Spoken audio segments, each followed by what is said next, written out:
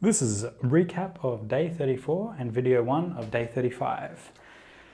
My name is Josh and I'm building a solar company in Australia that is going to do $1 million in net profit each year, and my starting investment was $10,000 Australian.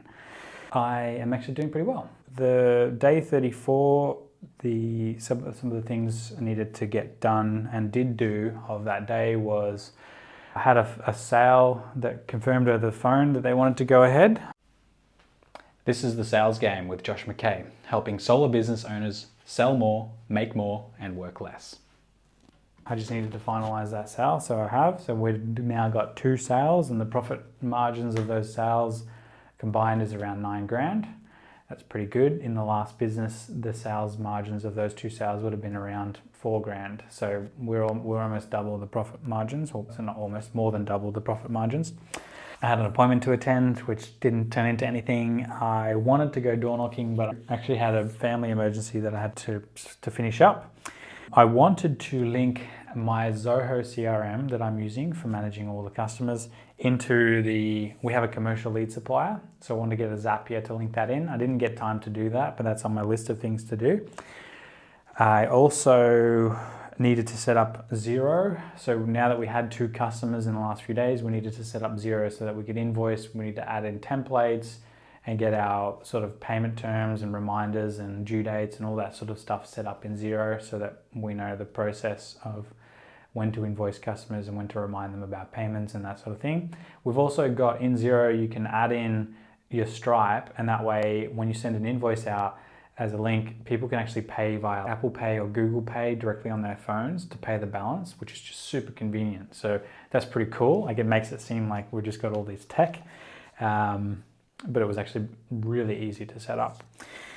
The other thing, I had a big sale come through from the last SunGain Solar, so I'm going to invest that into the business. So essentially, I guess there is an additional $6,000 of money. So I'm no longer going to be able to say that it was a $10,000 startup. It's probably more like $16,000. I'm probably going to rough it up to $20,000 and just say that we had to build the business from $20,000. Because this is outside money. This is money that hasn't been generated. Now, I really could continue to continue to door knock, generate sales, and then generate that money myself. It's not hard. I've got money coming in that I don't need to do that now. But basically, if I didn't have that money come in, all I would have had to have done is go door knocking for, honestly, 1 more week. And I would have made an extra 2 or 3 or maybe 4 sales because I started to build up platforms in order to generate that money that I need now. So what I'm going to do next is I'm going to hire 2 appointment setters. I'm going to start them staggered. So I'll hire 1, I'll door knock, train them on door knocking. They'll start generating leads. Once the first one's trained up, I'll get the second one to start up, and then those 2 people will manage themselves together. I'll probably need a team of 3 to have that tight knit, but 2 people will work all right together, but 3 is probably going to be ideal. Then what's going to happen is these guys are going to generate appointments on the doors that I'm going to generate and attend the sales appointments. I'll then hire a salesperson, train the salesperson up, and then I'll have a little sort of team that's generating a bit of money, and that will provide us a bit of, I'll also probably have to still do some sales here and there, but that will provide us a really steady cash flow for being able to test all of the digital leads, new lead sources. Okay, we can go spend 4 grand on someone who requires all the money up front for the leads, and if it turns to shit, like, it's okay. We lost 4 grand, but at least it didn't cripple the business. And be a little bit more aggressive in trying different lead sources and marketing strategies and getting someone to do Google AdWords for us and stuff and start working on those campaigns. Yeah, that's the sort of plan. We're going to be hiring. The thing is, I realize even if the appointment setters don't turn out to work out, while I'm training them, I'm going to be knocking doors, generating appointments for myself. It's a really good way to keep me motivated. I've got something that I'm working towards, training someone so that I don't have to door knock anymore. That's a good thing to know. And for the door knockers that I'll be getting on, I will be wanting to move them from probably door knocking into appointment setting, qualifying leads over the phone from our digital lead sources, because that is a much more scalable method. But part of me is wondering maybe whether I still continue to have a door-to-door team that's just running like maybe 1 or 2 door-to-door teams, just because it's such a stable source of income.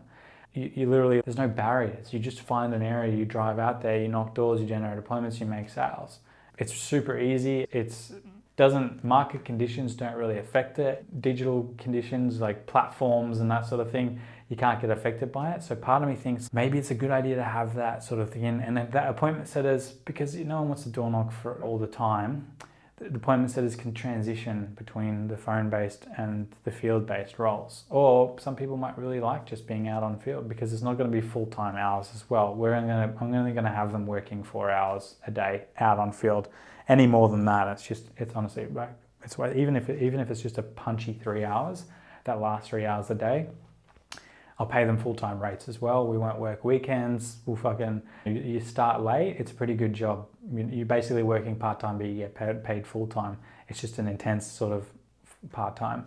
So that's how I'm thinking to structure the team. Because that's how I work best on the doors, and I feel like most people work like, when I try and slug out a full day on the doors, by the time that it's like the best time of day where there's lots of people home and, engaging, you're already exhausted. So it's not really an effective, you don't really get that many more appointments by working the full day than you do just like pumping it out in that first part of the day. So yeah, there's some things to consider there, but that's where I'm heading next. So basically, day 34, that recap's done. Day 35, I've got a long list of things I want to do now. My partner, my kid's wife, my ex-wife, I call her, kid's mum is overseas at the moment, so I've got a week where I can't door knock because I've got my kiddo. He's only in school a couple of days a week now, so I can't go door knock because I can't schedule appointments properly. I don't have availability of scheduling. So I'm going to build out Zoho to have more automations for the salesperson and for the admin side of things. And then I'm going to put up an ad for the appointment setters. And I've just got a few sort of back of house things that I'm going to set up in anticipation of, like telephony as well, linking in a telephony solution to the Zoho CRM so that people's numbers will stay with the Zoho CRM. And that way, if we have salespeople that leave, the number stays with the Zoho CRM. We can just roll it onto a new person.